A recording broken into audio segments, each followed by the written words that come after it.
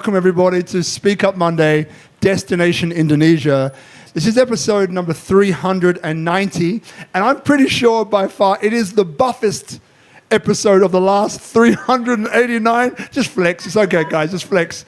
I'll save my flex for later.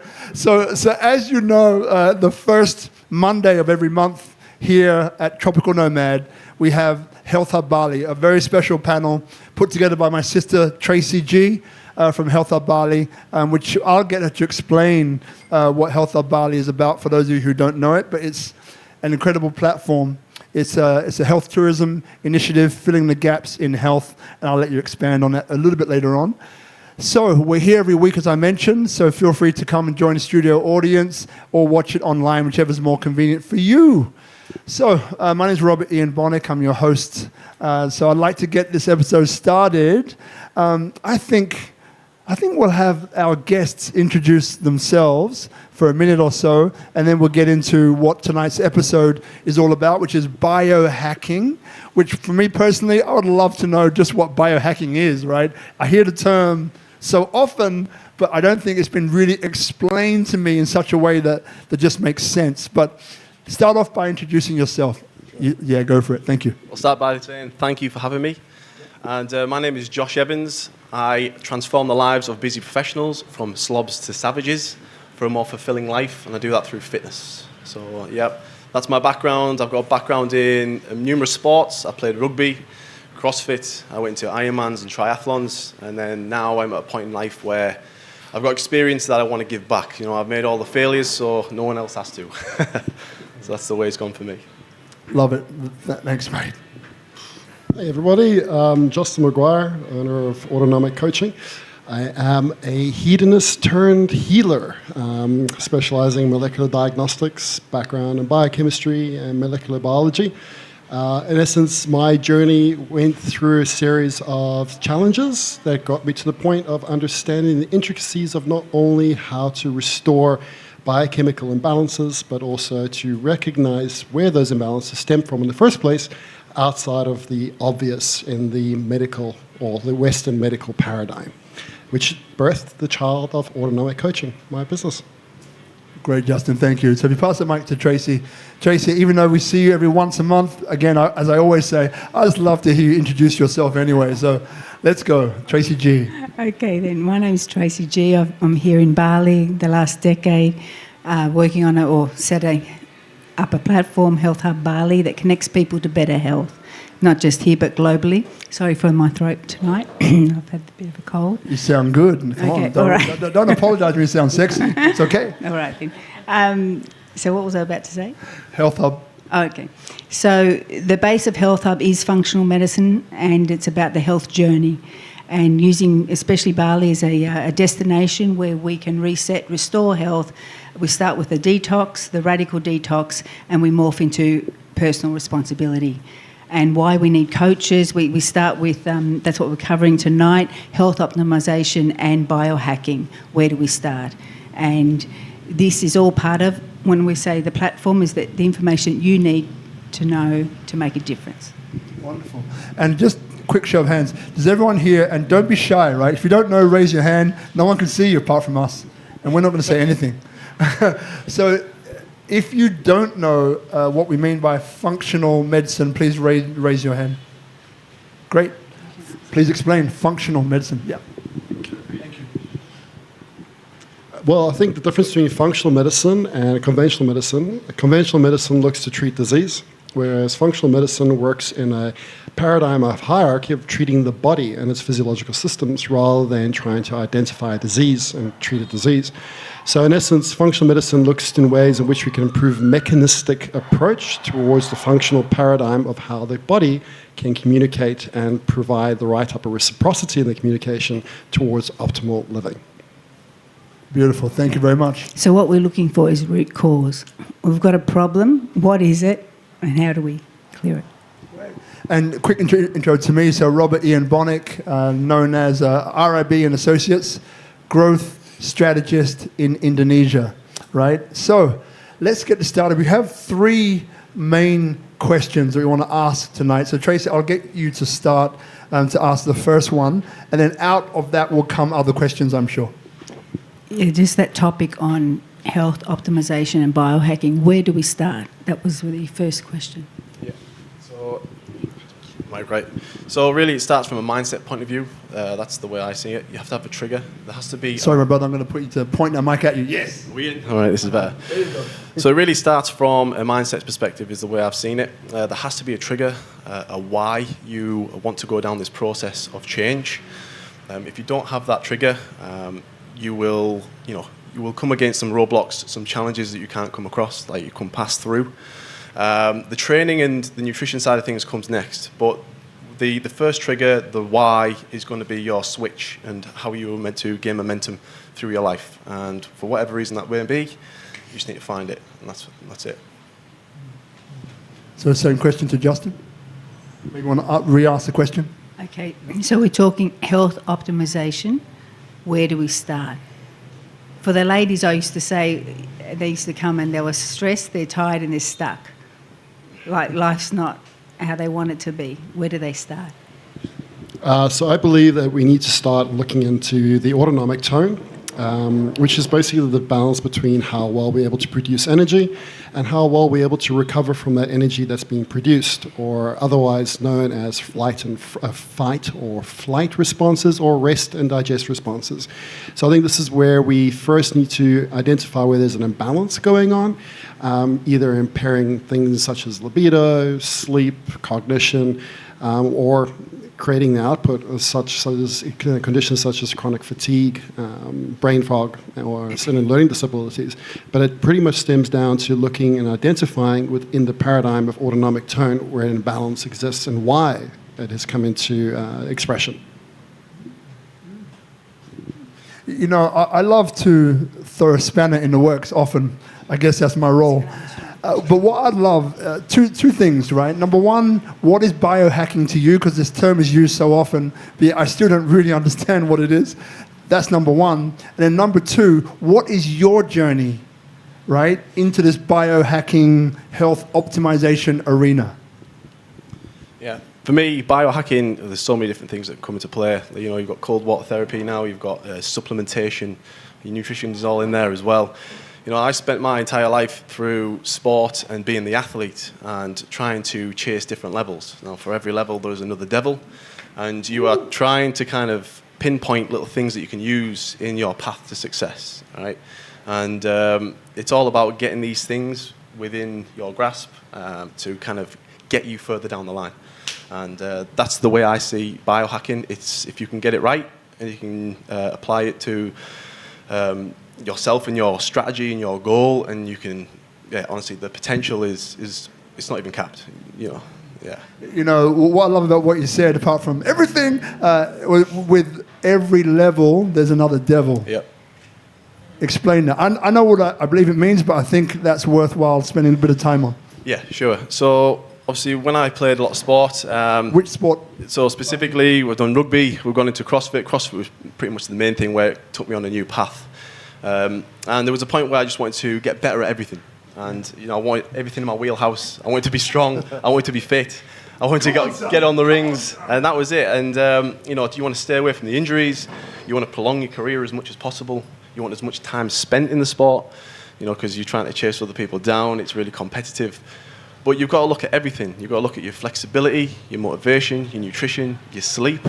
You know, how are you training? How are you resting? Like, everything comes into it. Your supplementation, like, it's a huge part of it. And like I said before, your mindset is everything. If you can't believe in yourself from the get-go, when you come against these challenges, like, you're never going to be able to get through it.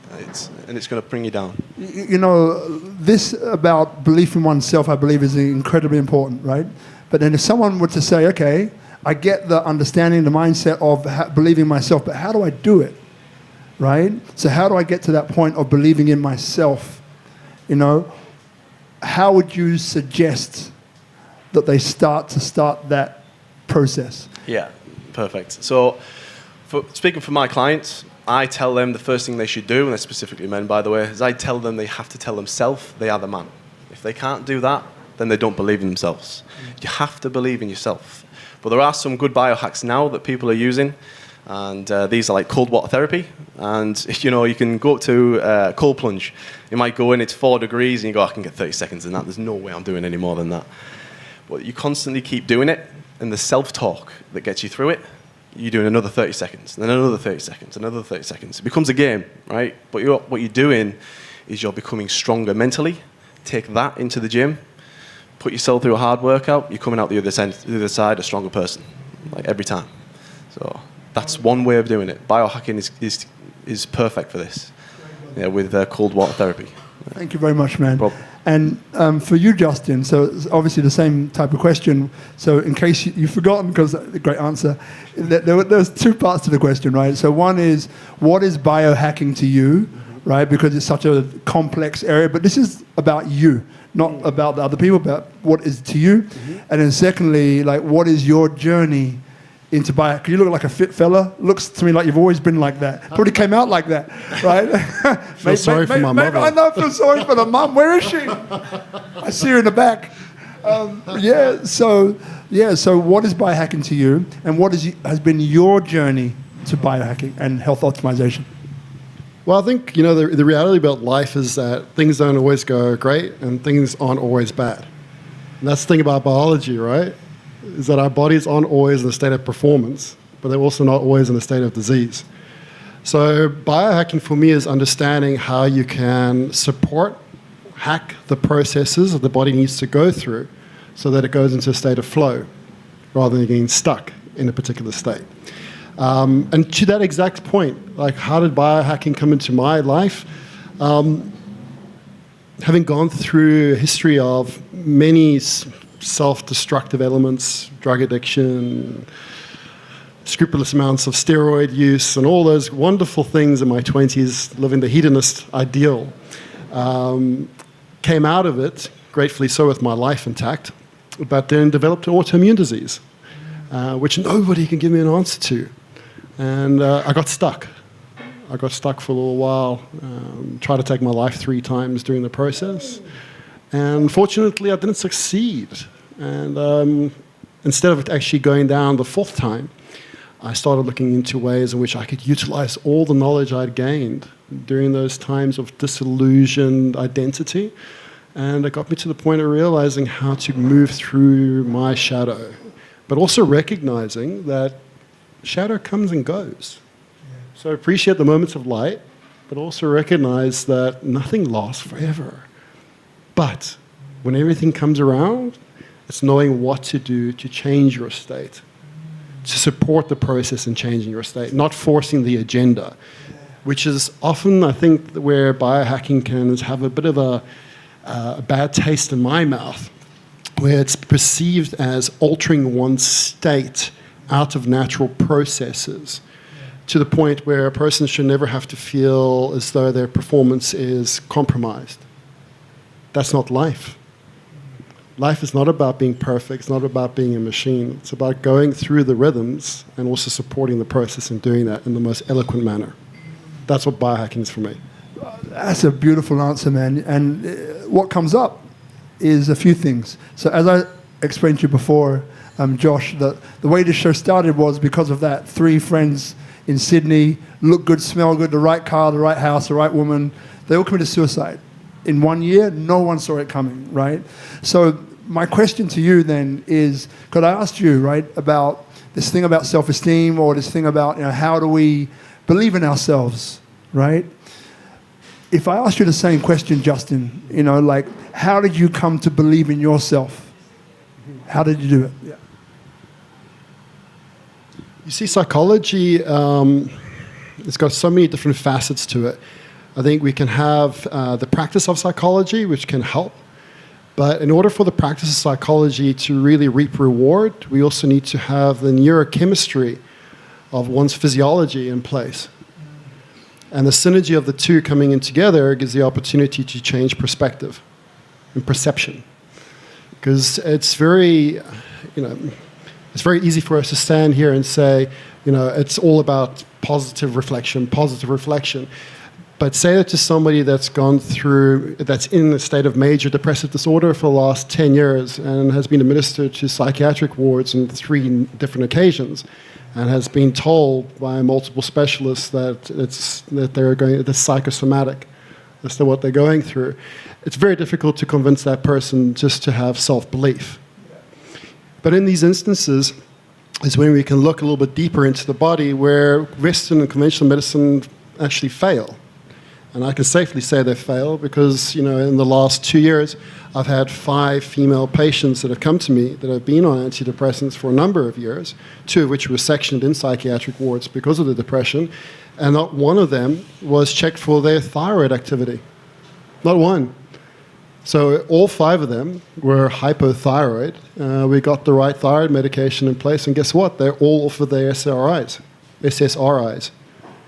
So that's where the opportunity of psychotherapy comes in play. That's when the opportunity of specialists like yourself come in point where you can actually make that influence, but it's really hard to make that influence of suggestion when you've got this inflammatory burden just constantly circulating around in the mind and in the body.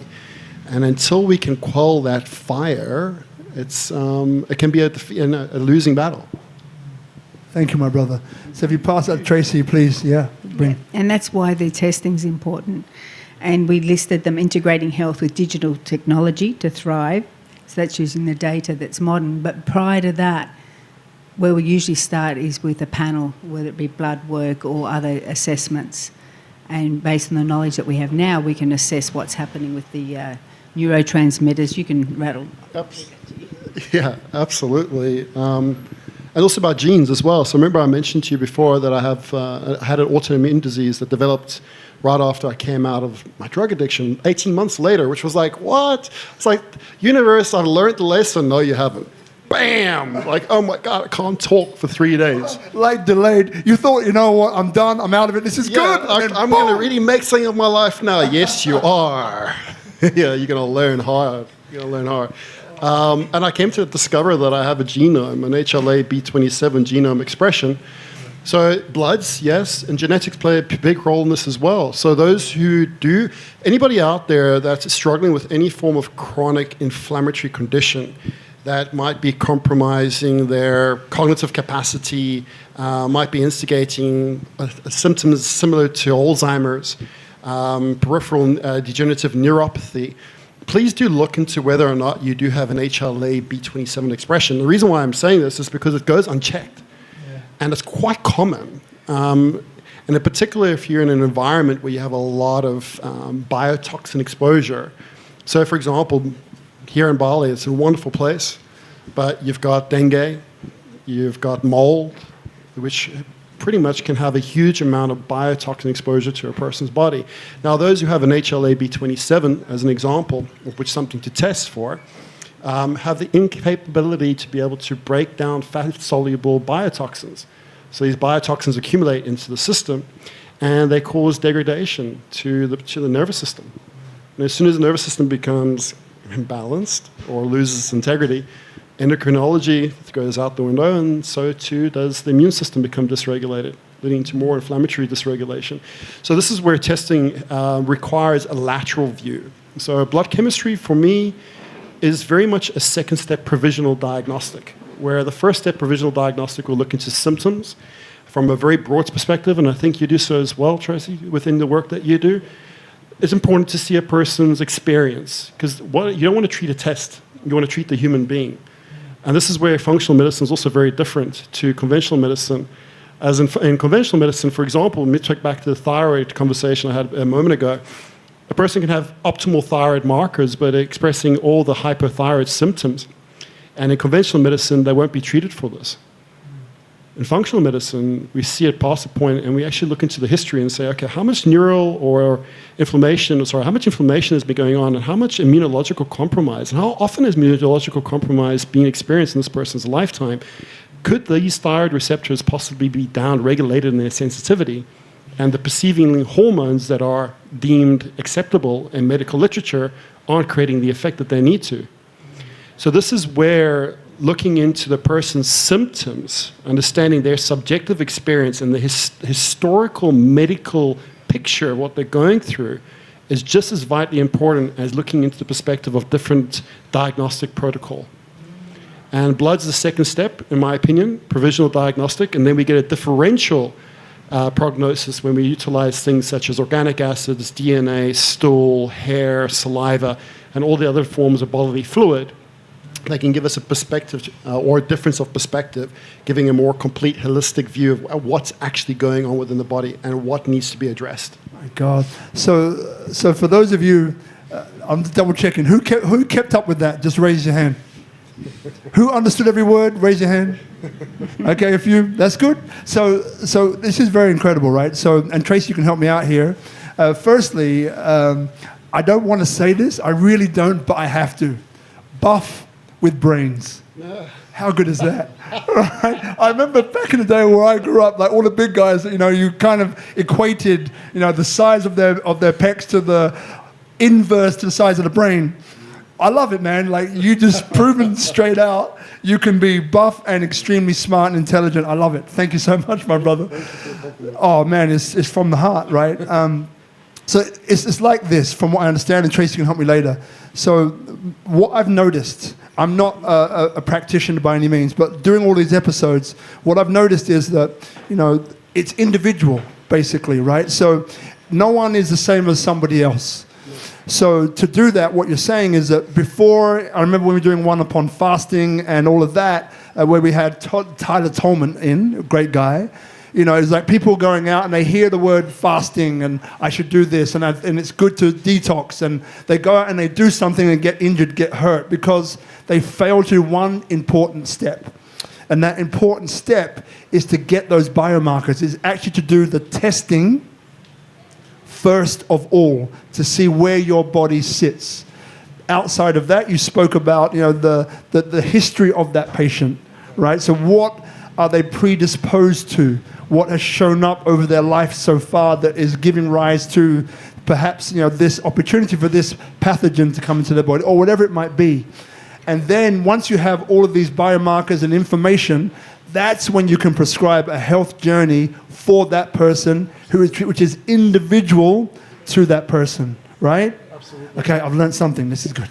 Absolutely. Yeah, and so when we talk health optimization, we're not talking just about vitality in life. It can be disease as well. Any cancer, we want to find out why. And then the other thing is generational. People say, it's in my family. But why is it in the family? Let's have a look at the DNA.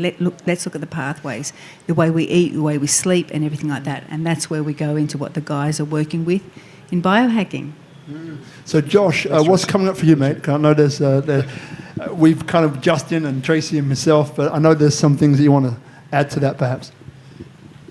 Yeah, so to go on the point of like what I do in terms of health and taking people on their journey, their fitness journey, and the blood work, by the way, is fantastic because this is something that's going to change the game, and you can identify where the inflammation is and what you have to do in that point, and you can really start to pinpoint in the nutrition, you can start to pinpoint in the programming side of things, and you get real individualized on each specific client and kind of guide them through that process. And technology these days in age, they're actually, you've got an app in your pocket, a 24/7 coach who can help guide you in all those different areas. I call them the 4 pillars. So we could do your training, your nutrition, your lifestyle, and your mindset. So we keep you accountable and make sure that we guide you through that whole process and make sure that you don't deviate, because it's the consistency to the correct plan that will get you to your goal sooner. It's all about saving time. And if you can do that, you'll live a longer life, a more fulfilling life, and you'll be confident for it. So, love it, man. Tracey, the next question I think is about, I think flows on pretty well from this topic. What was it? Have a look. Oh. Yeah, it's about using devices and so on. Yeah, you've got it written down in your question, number 2. What did you just say? I was going to say something. It so says ready integrating health with digital technology to thrive and using the data from evidence-based testing and treatments to match, which we've basically covered. Exactly. Yeah. Cool. So then next question. Is what are the safe but effective biohacks that make a difference to life today? Do you mind if I go a step back for a second? Of course, brother. With the testing. So I was thinking within the realm of biohacking, at least, Aura and Garmin and all these devices, they're all the rage for people to have an understanding of where they're performing. And I think they have their place. but I also think they need to be approached and applied and implemented with due caution and care, because that can create some form of neuroses as well. So with the right type of person, they can be beneficial. I prefer the tried and tested stuff, to be honest with you, not the fancy stuff. Blood sugar with a good old Lancet device, blood glucose barometer, cheap from any pharmacy, in-mouth body temperature, blood pressure cuff. It can tell you so much about what's going on with the hydration of the body, what's going on with the thyroid states of the body, how the adrenals are responding, whether or not the body is in a state of inflammation or whether it's immunocompromised. And you can really see whether or not somebody is performing in the right trajectory by looking at these very 4 basic variables, which is heart rate, blood pressure, temperature, measured in-mouth, preferably, and then blood sugar. I think that the risk in modern-day biohacking is that we complicate the situation, which it leads away from what you're saying about consistency. Things need to be easy enough to apply on a daily basis so that you feel like you're accomplishing something. Yeah. Right? But when we complicate things to a whole other paradigm, it's just like, which might sound contradictory considering how complicated everything was I spoke about before, but that's the practitioner's job, right? That's not the patient's job, right? As a person that's wanting help, they need to be given clear and easiest to follow directions as possible, because they already have enough burden in their lives, which brought them to you in the first place. Right? I don't need something more. I mean, we're all busy in life. Let's just be honest here. I don't think there's any person that goes through life without challenge. And if we come together as a collective, as a conscious collective, to be able to give our individual skill sets to alleviate the burden and give clear direction in doing so, then I think, we have a better chance. I really do. I absolutely agree, brother. And so we'll go to you, Josh, with that one. But one thing which I just want to keep people, when you have these types of discussions, we love to keep everyone involved and up to speed. So in about 5 minutes, right, we're going to bring one of these microphones out there to you. So if you have a question on anything that's been said, or any kind of general question on biohacking, or maybe you have this question already in your mind, you're like, you're itching to ask it, right? You're going to get your chance in about 5 minutes. So feel free now just to think about what that question would be, right? And then one of these microphones will arrive to you. Brother Josh, so over to you with the answer to the other question. You've probably forgotten what the answer was. Yeah, you go. What was the other question, Tracey? What was the question, Trace? Safe biohacking. Safe biohacking. Safe biohacking. Okay. So the biohacking that I use, so we use like the supplementation side of things, but again, we go down the whole route of make sure that we're getting the training right. So we're going to test to make sure that you move well in time and space. So you've got the functional movements. Can you bend? Can you squat? Can you pull? Can you push? We do all these sorts of tests. And then obviously the biohacking side of things comes into play next. So, we try to keep people motivated with more biohacks as well, because that's what people need. They constantly need new things. And like you said before, it's getting the small steps right in order to get the big result at the end. And that's the whole journey that I teach my clients all the time. But the biohacks, big play in it as well. So.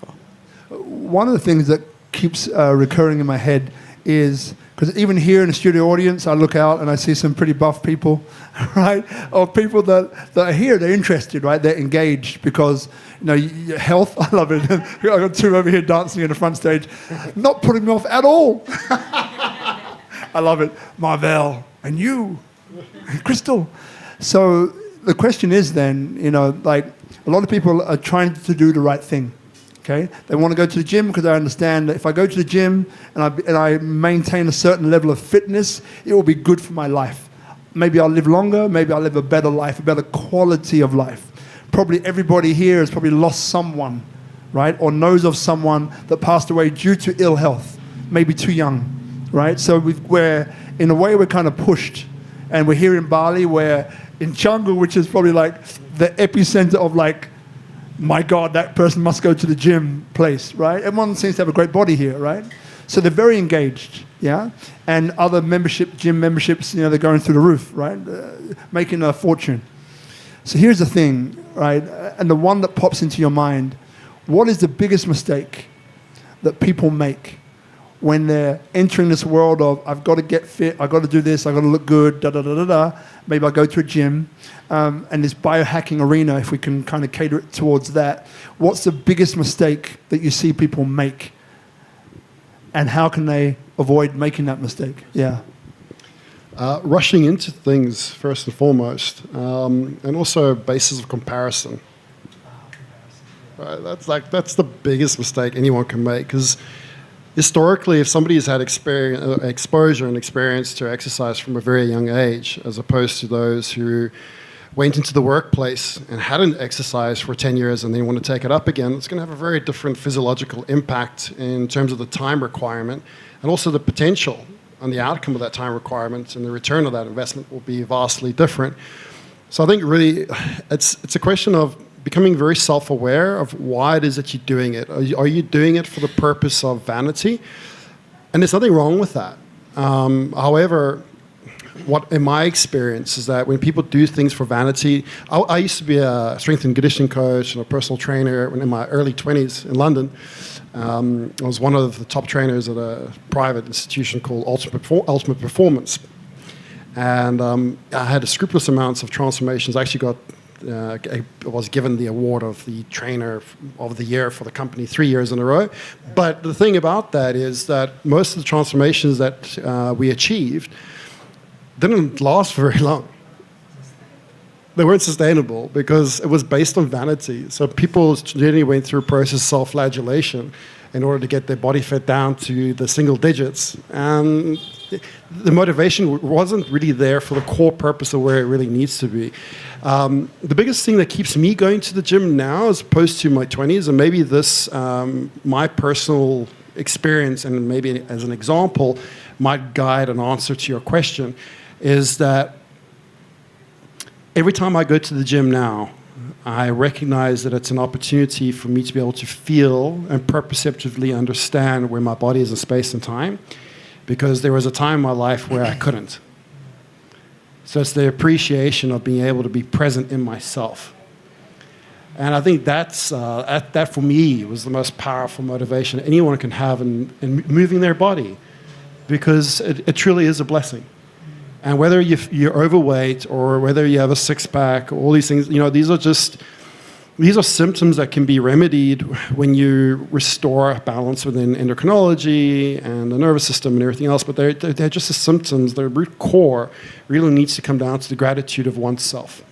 And if you don't have gratitude of oneself and the experience in life, then generally things are going to be cyclical, where you'll have a few moments of gain only to go back to the point where you're not happy with yourself. Love that. Mamma mia. Thank you. Brother Josh, same question to you. Yeah, I think it's procrastination. I think people are putting it off more and more in favour of chasing money. And people perceive wealth as just making lots of money. But I believe that health comes into play, relationships, business. Time needs to be split and balanced in between all those facets. And I think it's really important that people realise that, because people see successful people all the time, entrepreneurs, but are they really successful? They've mastered one lane in making money, and then they'll spend the rest of their life recovering their health with that money. I see that quite a lot with a lot of my clients. And they soon realise when time starts running out that, oh yeah, I really need to do something here. And then this is where, again, the biotech comes in. They see all the health markers are way out of whack, and they say, well, what's going on here?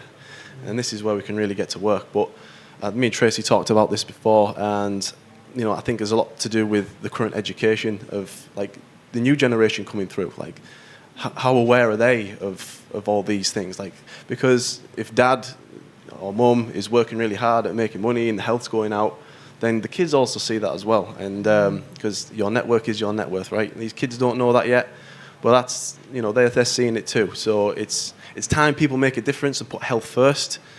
And then, obviously, business and everything else comes after that. Thank you, my brother. So we do have Sister Ayu. Are you around? If not, Hadis. Or Brother Guzman, one-man show tonight. No. I used to come in, my brother. It's all good. So, Josh, we're going to grab that microphone and take it out to the audience.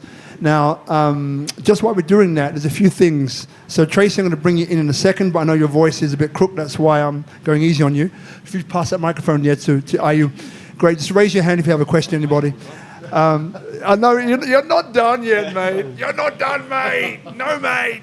So here it is. So Health Hub Bali. If you're wondering, how to follow up, how to get hold of this incredible information.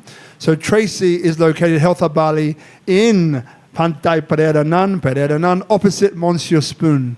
So for those of you here in Bali who know where Monsieur Spoon is on Pantai Pereiranan, then that's where you'll find Health Hub Bali.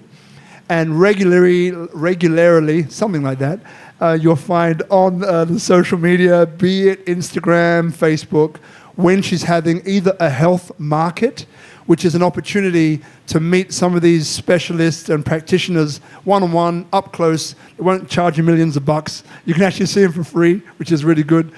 So that's one part of it, where you can also see what products they're using, what else is supporting their health.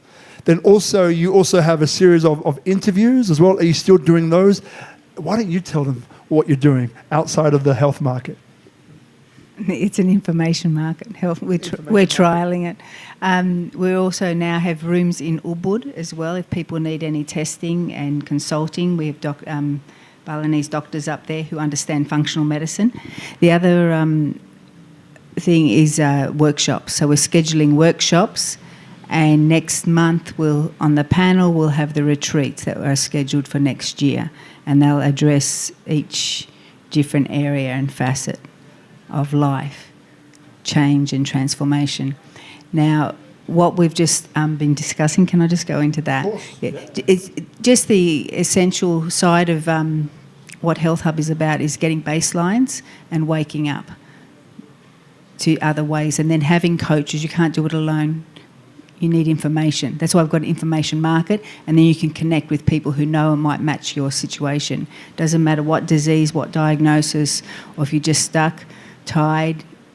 It's about getting the right support and direction that you can, create or say generate health in your body, because you've got an amazing body that can heal and thrive, but we just need to know what's happening. Beautiful. So now, any questions? Just raise your hand. Now, with questions, right, you're maybe in one of two places. One place is like, I can't ask that question. It's too personal. Maybe you do that one afterwards. Or you might be in the other place of saying, that sounds a bit dumb. There's no dumb question here. Or you might be in a place similar to that one of like, I'm too afraid to ask. We're a family here. Yeah, maybe you're on live to 1,000 people. It doesn't matter. If you have a question, just raise your hand, because it's a collective here, right? So if you have that question, someone else probably has it too, but doesn't have the confidence to ask. So you're doing them a favor as well. Thank you, my darling. Appreciate you. Yeah. And just while we're getting the microphone to you, Health Hub Bali, there's three parts of it that make sense. Number one is information that Tracey just mentioned. She's on a call on a regular basis with some of the top minds around the world in health. So it's that latest information. That's one. Number two is this network of practitioners and coaches all over Bali and the world, but let's talk about Bali. So what happens is that as you come in, you get your baselines tested. And as I mentioned before about this very hyper-personalized approach, then you're prescribed like a health coach, if you like, if I call it a health coach, and you have a specific health journey that's prescribed to you. Then the third part is more about, how do we maintain a balance that we know is credible, professional, so we ensure that the standards are there. So everyone that you see is spot on. Another Aussie term, rinky-dink. I don't know where this is coming from tonight. This keeps coming through. Rinky-dink, mate. Rinky-dink. To make sure that everyone is who they say they are. They're going to think of that word afterwards. Who they say they are and have the right qualifications for you. So, my darling, you have a question. Thank you so much, by the way. Yes. Given the amount of information that's in the biohacking space, what advice would you have for somebody who's just really entering this for the first time? Because I know that it can be overwhelming, just the amount of spaces that are there and then the differing opinions within those. how would you advise that somebody could best go about getting a sense of partly that whole universe of information, and then specifically like what's useful for them? It seems like, you know, a piece of this is information and another piece is their personal experience and how to assess that. And I know all of you have your own offerings as well, so, you know, I'm sure that'll be a piece of it, but maybe also the kind of more, you know, when you were starting, before you had your thing, how did you assess and discern in this landscape? I didn't. That was the problem. Is that you're right. There's so many conflicting opinions out there, right? And a lot of the so-called biohacking experts, and I'll never call people out because that's not how I am, talk a lot of shit. Sorry, am I allowed to say that? You can listen. You just did, man. You're too late. But they really do. Kids are watching. How dare you? Oh my God! Sorry, mate, guys. You can say whatever you want. It's okay. We'll bleep it out. Yeah, they really do. Yeah. Anything that grows in popularity has the risk of being sensational. So my advice to anybody coming into biohacking is if you're going to listen to anybody and the opinion that they share, make sure that their opinion is coming from an objective space, not a polar aspect. So anybody that states something as being gospel and golden and true, really take what they have to say with a pinch of salt, because often more than not, it's coming with an agenda. So that's my biggest warning sign. Don't listen to anybody that states that their way is the only way, because they generally are trying to sell you something rather than help you. And then coming down to the personal aspect, like what's the person struggling with? I think when it comes to hormones, if I can maybe go on certain topics, so generally most of the community that comes into the biohacking field or subject are people over the age of 35 for the most part, right? Going into the process of wanting anti-aging remedy to offset, you know, the biggest disease that we know of, which is age, right? So within that, hormones is a pressing issue for many people, and the person that I can recommend the most, which is very neutral and very informative, would be Dr. Neil Razier, based out in Florida in America. He's been involved in the space since the early 80s. Another big issue, which is going to be more of a pressing issue in modern day times, is sleep. And yeah, and if you really want somebody that knows their stuff around restoring sleep, Dr. John Lawrence in the States as well, probably one of the better guys to go looking out for there too. When it comes to genetics, Bob Miller is really good. And when it comes to looking into understanding of blood chemistry, especially from a functional perspective, Dr. Dickon Weatherby is probably one of the better ones to look into. So those are the four, if I can give some suggestions across a broad category of the, in my opinion, you know, the guys who are actually ahead of their game. And for the should we say weekend warriors, fitness enthusiasts, I have to give credit to Ben Greenfield. Everybody knows Ben Greenfield. What an amazing human being. I had the pleasure of having a conversation when I spoke at the London Health Optimization Summit this year. Yeah, he's just such a nice guy. So down to earth. And what's amazing about him is that although he is a plethora of knowledge, I mean, you know, sometimes I credit myself for the biochemical understanding I have, and I have a conversation with him like, you're such a novice, Justin, like, whatever. He's just so humble, you know, and his main emphasis to happiness is family and faith. And I think that's really powerful. So yeah, those are my suggestions. Right. Over to you, Josh. Yeah. So, obviously, I speak from experience, and I've been down those rabbit holes where you try to find the answers yourself, and you're looking for the right information, and there's a lot of misconceptions out there. And I've failed loads to get where I am now, but that took time. Now, my advice would be to save time and find someone, a coach or mentors, that have got the time in the trenches. And not only that, just in one lane, but in multiple lanes. And this is kind of where I feel that Health Hub is a game changer, because it's a network of people who have the right information you need, right? So why waste any more time? You want to be around not just a coach, but coaches who have the information you're looking for, so you don't have to waste your time searching through the internet. And save that for something else that's more important. This is from Health Hub. Just over the last 18 months, the subjects that we've covered or uncovered basically came in. The entry point was getting the baselines. It was called radical detox, was a big one, to clean the body up before you even start. Radical reset and restore. So based on your markers and that. And then responsibility, you learning.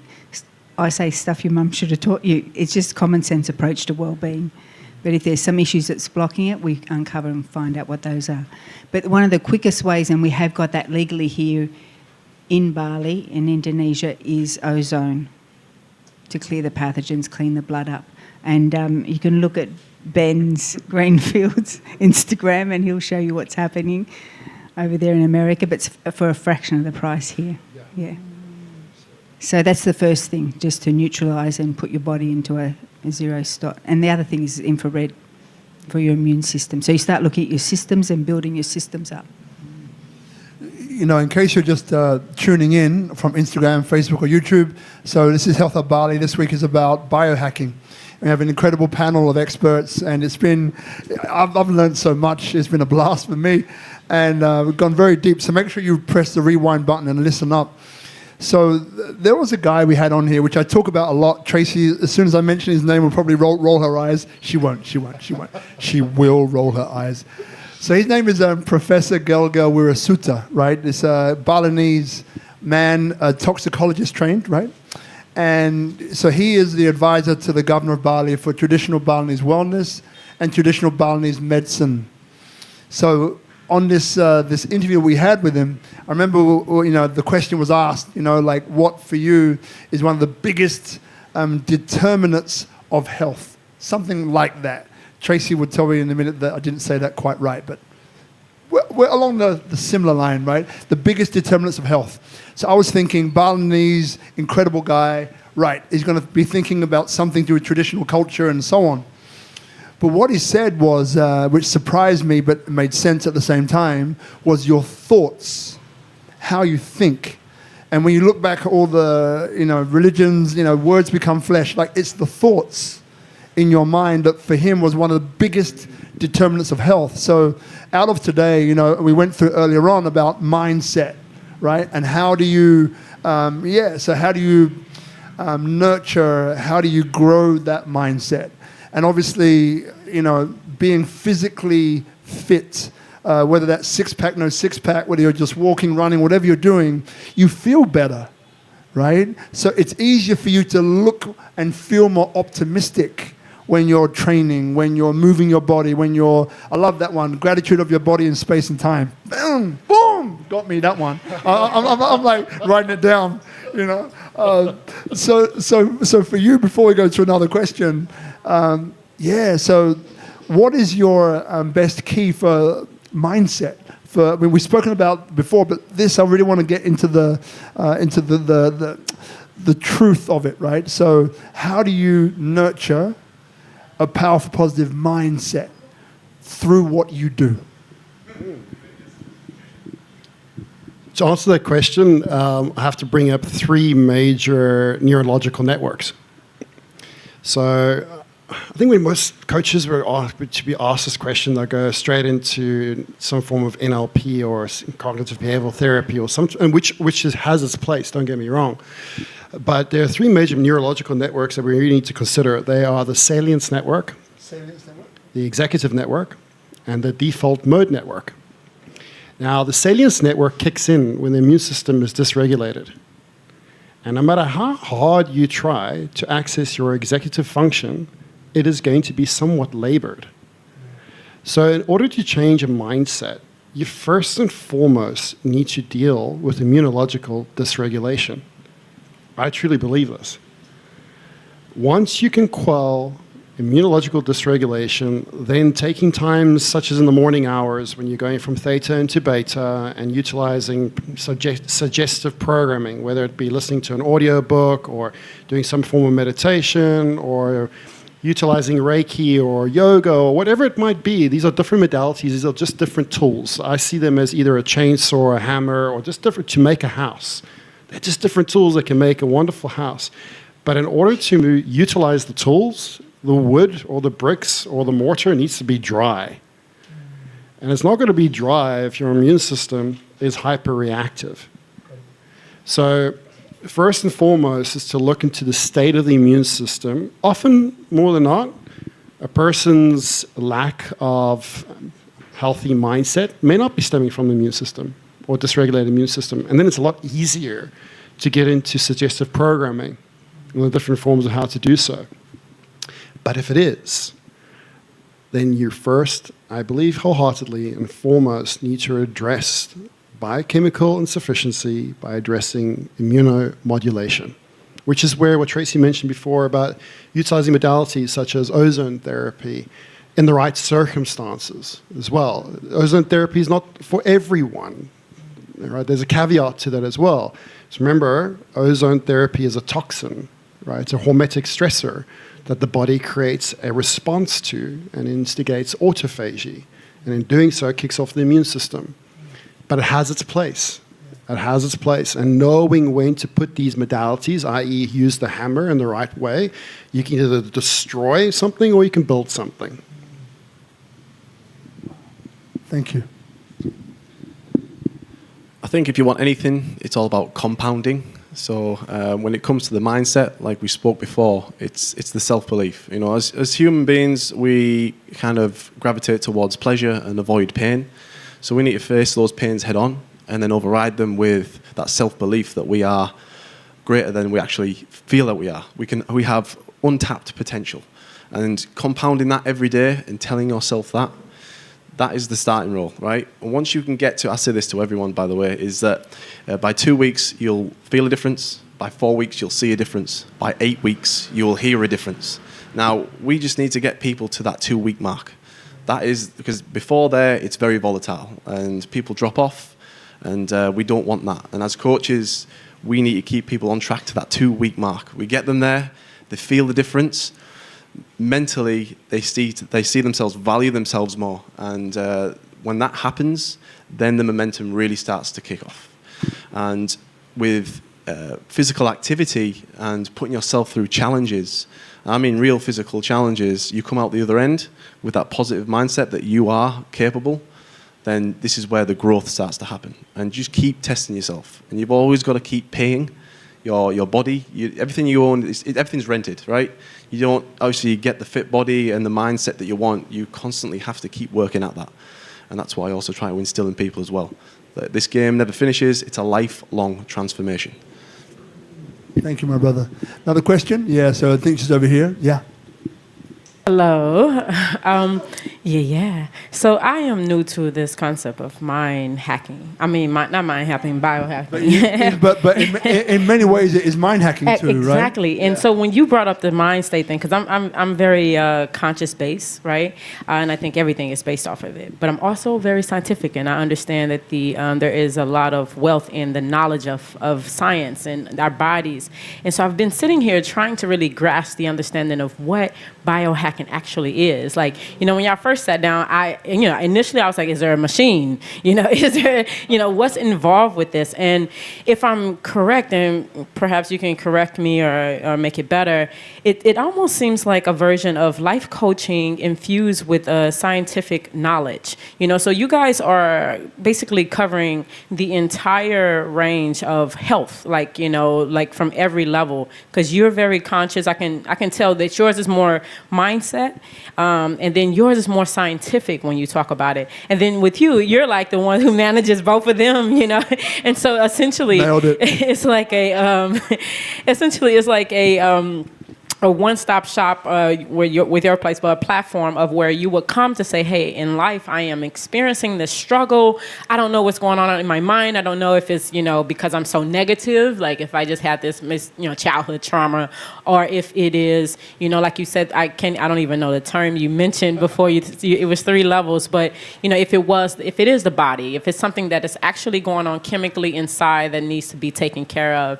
And, if I am understanding this is almost almost like the future of what healthcare should be and doctors. And it's like, it's literally fusing the two different worlds. Like life coaching is one thing, but it's like it has nothing to do with your body. I mean, yeah, you can think all day and be positive, but if you don't really know and have the knowledge of what it takes to operate your body and what you need to do, you can't really make those changes. You can't compound, because you'll start over every time. So yeah, so my main thing was like, am I clear on that? Can you clarify it? Can y'all be my AI in the moment and just kind of give me a summary of what biohacking is for someone who's new to this? Thank you, Crystal. You really eloquently put your foundings down in a way in which I'm going to try to lead into it. 100%. I think it comes down to cellular linguistics. What I mean by that is getting all aspects of the body to be able to recognize a language, right? So a form of psychotherapy works very well. Your ears can hear it, but can the cells of your body hear it? And this is where biohacking comes in. And it opens up the ears of all your cells so that you can have the change occur. It's amazing. I like that. I got goosebumps. God damn. Thank you. So everyone's unique. So you can't give somebody one thing and then everyone else the same thing. Like it's all personalized. Everyone's got their own issues, and it's important to understand what those are. And with biohacking, we can have a bunch of data that can help us really get to the problem straight away and not waste time. So I go back from the days where I used to use PDF, and now we're using apps to kind of help us, and then we're using watches, and we're collecting loads of data. And in sport, when I used it, it helped me go so much further. And this is where for every level there was another devil. So the more data we have, the more we know about a specific person, the more we can get to work. Like, why waste more time doing the wrong thing when we can have data to help us do the right thing and take us to success? It's amazing. How do you gather the data? Because I know that you've mentioned, Tracey, about taking the test. What are the tests? Like, how do you get the data? Is it a series of questions? Is it blood test? Is it? I'm just curious. I mean, from either one of you. I know you was talking. So the first data point is a subjective data point. So it's actually quite a lengthy questionnaire. I'd love for you to fill it in, Crystal, if you have time. It takes about an hour. It's a pain in the bum, but for every due reason. So it basically gets put into an algorithm. So you have different levels of severity of dysfunction to each question. And each question has a pertinence to a physiological system. Because we forget about what we actually experience, don't we? Yeah. We're so busy. We don't actually know what's going on in our bodies most of the time. So we have to be reminded. I had an ache, and then you just let it go. Never dive into it. Exactly. Or like I had an ache, but at the same time I also had a migraine, and it happened at this point in my menstrual rhythm. Right. No, and seriously. Yeah. Even as I sat here before, I was having this headache, and I was like, I don't know where this headache is coming from. But I was also having this anxiety of asking the question. Right. And then now, as I'm sitting here, and I asked the question, and we're talking literally right now, I realize I don't have the headache. It's like there must be some sort of sequence of alignment when it comes to our neurons, right, and the chemistries of our bodies, to how it reacts and how to pay attention to that. And if there was something that could help assist that, that's amazing. I mean, I think that would be like life-changing for everyone. I think that's also might be, from what you're just describing right now, just if I may use you as an example, might be due to some, and I hope you don't mind me, do I have your permission to delve into this a little Absolutely. bit? Often, more than not to say that this is your example, but when people have a hesitation to asking a question and it creates a bit of anxiety or a headache, it is often a sign that they weren't necessarily given a lot of attention as a child. And the oxytocin development was staggered or suppressed. But when you have that opportunity as an adult and you see that there isn't any threat, then that serotonin tryptamine activity kicks in, and it causes a reroute to the lack of oxytocin not being present in conversational thread. So you can tell a lot just by what we just mentioned right now from symptomology, but that's subjective. And now that's theoretical. I don't even, I have no idea. Yeah, no, I mean, it could just be that I'm a perfectionist and I'm like, is my question going to be stupid, or, whatever it can be. Absolutely. And that's the thing, you should never, ever guess One should never ever guess. Like that's a theory, it's a possibility, and I would obviously look into your history and what you went through, but regardless of the fact that there might be some alignment to childhood stuff or yes or no, like what do we do with that? Okay, that happened, and now what? Right. And I want to know about what do we do about it now. Like, let's not get hung up on about what happened in the past. Sure, and let's address it, deal with it, but I want to be my best self today. Right. I don't want to be dragged through the mud the whole time from shit that happened 20 years ago, right? Right. And this is where objective parameters can come in. So then we utilize that data, we put through an algorithm to give quantification from a subjective means as to the hierarchy of dysfunction that's happening in certain regions from the body. Okay. But it's totally subjective. And it gives indication of the 12 major physiological systems, and then there's 4 accompanied associated systems. Then we do objective parameters, and I always start with blood chemistry first as a second step provisional. In certain cases, it can be a differential when you're measuring, for example, autoimmunity or cancer. It can be a differential diagnosis. But in that being said, it can give a bit of differential diagnosis as to what type of autoimmunity or what type of cancer, but not necessarily as to the root causes contributing toward either onset of pathology. Pathology? Which is a disease state. Okay, I got you. Okay. Right? Now, autoimmunity in cancer is not the cause, it's the outcome. Right, it's the result. Right, so we want to know what the causes are. So blood chemistry tells me that the outcome, that's why I call it a provisional diagnostic, not a differential. You have to reverse engineer it from there. And then we go a little bit deeper, and I'm like, okay, what are the 2 biggest things that cause disease? I'm asking you a question. And if you don't know it, please don't feel afraid to answer that question. Allow yourself to be open. Mucus is one. I've heard of that a lot. Cool. And I would just say it's storing, just like not cleansing like the body, like toxins just build up on it, So you're 100% right. Toxins is definitely one. What causes mucus buildup apart from toxins? I just think that not flushing out your body or not releasing things, not allowing things to kind of flow through. True. Or milk. True. But no. Pathogens. Pathogens. And environmental toxins. Okay. They're the 2 biggest contributing factors to the onset of every single disease in this world.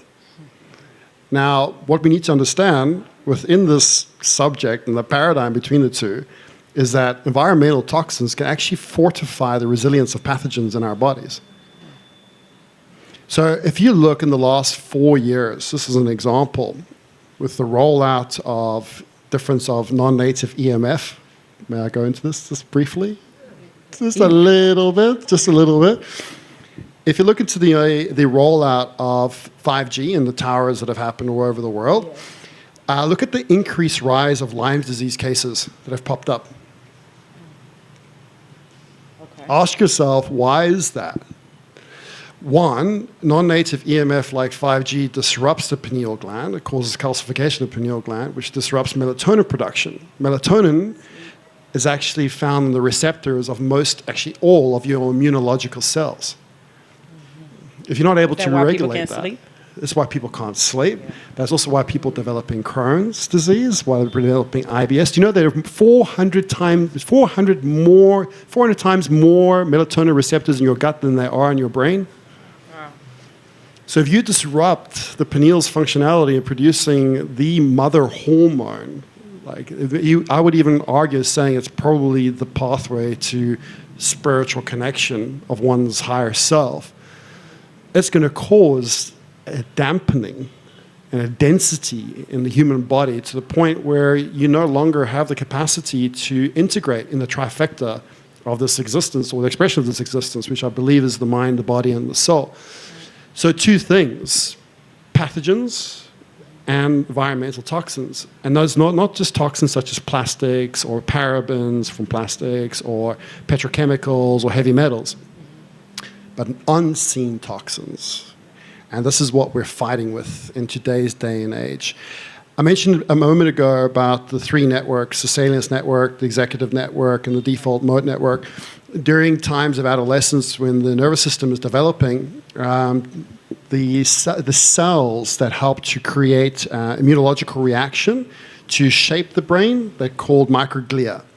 Now, teenagers have a shape of a microglia that makes them highly reactive to stress, so that their bodies can adapt to the environment, so that when they're adults, they know exactly when to release stress hormones. Okay, so this is what we call a hormetic stressor and a homeostatic adaptation. Now, this whole process of stress and inflammation needs to be managed by a deep and dense quantity of melatonin production. Now, I don't know when you were born. I was born in 86, right? 84 for me. Okay, so we're pretty much the same generation. The generation before I got a cell phone when I was like 17, right? Didn't have any Facebook. I was like probably the last generation. MySpace was there. Yeah. I was in South Africa. We didn't have MySpace, so I was good. We slept a lot as teenagers, didn't we? Oh, yeah, a lot. Easily. Wake up 12 o'clock. I mean, it was just a thing. Summertime, of course, but yeah, we slept a lot. I want to ask you, how many teenagers now have insomnia? That's so true. And now I sleep 4 hours, maybe 6, if I'm no alarm. And I wondered what was that pivot. And now it's like now thinking about the technology and how the influence can be on my body. Like, what do we do now? Do we say no technology, or can I change that by biohacking? We can. I think there are ways in which we can partly change it, but it means that we need to redefine our living circumstances in order to do so. I want to take a step back for just a second. Our nervous system's already been set in a situation whereby we were able to get enough sleep as teenagers. So although we had that stress, we had enough sleep to recover from that stress. What do you think the generation that our teenagers now are going to be doing when they're our age?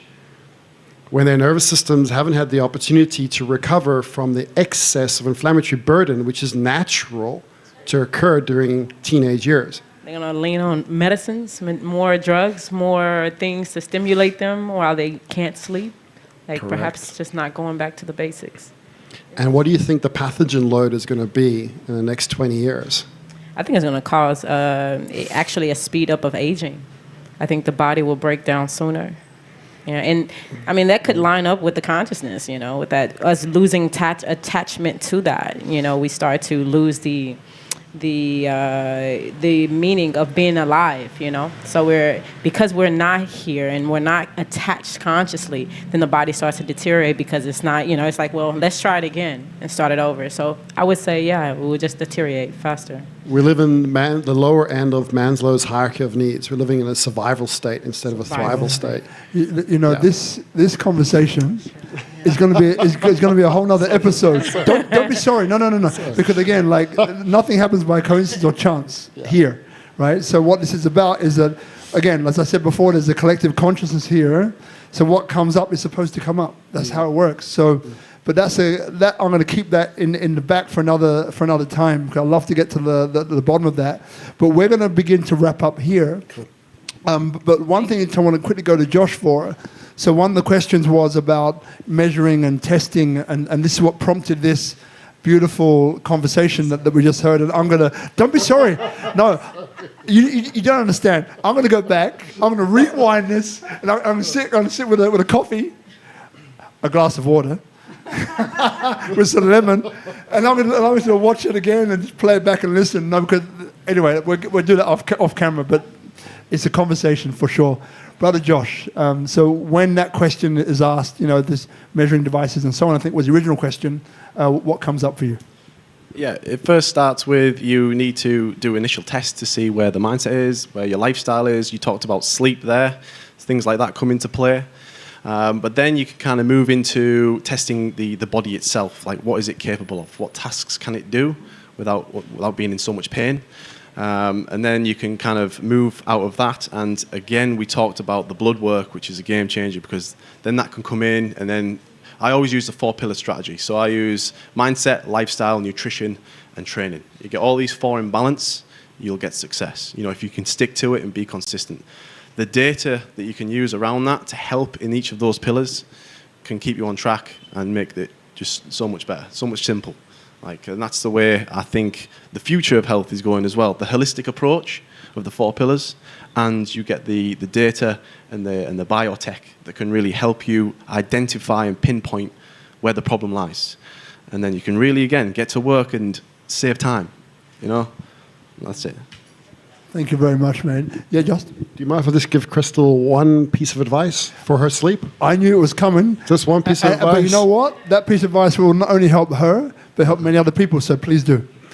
If you really want to do one thing to help improve your sleep, especially living in Bali is a wonderful place, but look at all the low-hanging power lines, right? That is electromagnetic frequency deluxe. So no wonder your sleep is not doing well. So the best thing that you can do is get a carbon-based paint and paint your room with a carbon-based paint. You will not be able to get sulfur and signal in it anymore once you do so. But that would probably be the best measure that you can put into place in order to protect yourself from the excess. What about the window? Yeah, it should be okay with the most of the room. I think you're still going to get some from the window, but it's going to protect you for the most part. Yeah. Carbon-based paint. Yeah. I didn't hear about that one ever before. Carbon-based See, paint. it's a worthwhile question. Window? Yeah. All right. So look, what we're going to do now is, so we're going to begin to wrap up. So the way we're going to do that is, yeah, Tracey can hold it. So it'll be like this. Thinking about it, got it. So maybe from yourself, and we'll finish off with Tracey, who can save the last words for best, or the best words for last. So we've spoken tonight about biohacking and health optimization. And I love it because we really have gone through the mind, body, the spirit, and the soul. That's what tonight's conversation has been without prompting, which I love. Because to me, it's all of those, right? And the 4 pillars that you mentioned. So kind of to wrap up, a kind of not summation, but either there was something that you wanted to say, but maybe didn't get the chance yet, or something that you might reiterate, right, as being like a parting word that may help some of the people here and some of those people who are watching in. You're going to have to let me think on that. That's good, because we're going to go to Justin, because he's I can see he's ready. All right, so we go Justin, Josh, and then Tracey. All right. We live in a world of many unseen toxins. And when you're going to go and embark upon a health journey, it's very important to first and foremost reduce your exposure to these unseen toxins. And I'm not just talking about EMF here. I'm also talking about poor propaganda that is sold through different media channels that instigates separatism and hate, which is growing more and more so in society nowadays, which inadvertently, whether we like it or not, if we are exposed to it, our subconscious will still have it play over and over and over. So first and foremost, it's very important to detox yourself from a truth that is not your own. That's my biggest point of advice. Thank you very much, brother. Yeah, just while I'll give you a little bit more time to think. We were speaking about this earlier on because I was brought up in like 2 children's homes for 6 months to 18 years of age in London. The most important things that I learned was unity and diversity, where together we would fight each other because we would be like that, kids, adults fighting. But if there was, it's all good, Marvell, it's good timing. So but where there was an outside threat, everyone would galvanize, and we would forget about the differences that were present in our physical or mental space and come together as one to fight that. So that's where I learned we can work together, actually, that we don't need to be separate, we can be united. And that's why this is unity and diversity, why people inspire people. So my brother, I'm with you on that, which I kind of knew before. Thank you very much. Brother Josh. It's perfect. So I heard this quote not long ago, and if you want to go fast, go alone. If you want to go far, go together. Now, I really do believe all the mistakes I've made in the past, I did it on my own, and I lost a lot of time, and I wish I didn't. I wish I had someone there to help me and guide me in the times that I didn't know what I was doing. So this is where teamwork and having people around you and a network is absolutely vital to your success. And honestly, that is my best bit of advice, is that stop wasting time being alone, stop procrastinating, stop pushing things off, start to find the people who understand your vibe, and then you will get to where you need to be. So now, just before we get to Tracey, I just want to thank everybody here. Now, if you're in the audience here, we have a photo after this, so there's no going without a photo. Even the lady over there has been taking pictures. Everyone's going to be in this, right? One photo to finish with. There she is. She's like, I'm not being in a photo. Yes, you are. All right. The laugh. I love it. So I want to thank Tropical Nomad today. We've got Brother Guzman, Hadiz, Sister Ayu. Thank you very much indeed. Thank you to the audience who came. And again, like, this is why you come, right? Because when you watch it online, that's one thing which is awesome, which is great. But in person, there's something else that you get. It's like it's a download that comes across through being in the space with the conversation, the frequency of the conversation that's being had. And then after this, you get to hang out or talk to whichever one of the wonderful people here that you wouldn't have had that chance before. You also get to connect with each other, because lots of the times, you know, like, we're looking for the answer out there, but it's right here. The person sitting next to you is often the one that holds the key to the next step that you really want to take. So just keep that one in mind as well. So, Sister Tracey, I know your voice has been off tonight. That's why the men have been doing a lot of talking. But again, I just want to thank you as well for the trust and the good bond we share. The last 20, this is episode number 19. We've done this 20 times almost. It's been really cool. So please feel free to close it off and say something that's coming up for you. All right. Thanks, Christabel. Christabel? What's her name? Crystal. Thanks for that. Yeah, this is the Future of Health panel series that we've had. That's what we've been uncovering the last 18 months with a collective, a global collective, whoever pops into the country. Yeah, but just for information, the question you asked, we need information to feel safe. We need to understand things. So that's what Health Hub is about, getting the information and getting connected to who you need to know, and having the, even after this, tomorrow morning at 10 a.m, if you, through Instagram, Health Hub Bali, message, I have a Zoom link if you have any other questions as well. And the idea is, well, we have workshops through the year from the collective that are here, and they're from all different backgrounds. So we go beyond, even with the coaching and the movement sector, the psych sector, the gut health, and all the clinical testing. And then we have retreats where people can go to and explore those as well. Beautiful. Thank you for coming, everyone. All right. Round of applause, guys, for our guests. Thank you for coming. Thank you. See you next week. It's pretty good.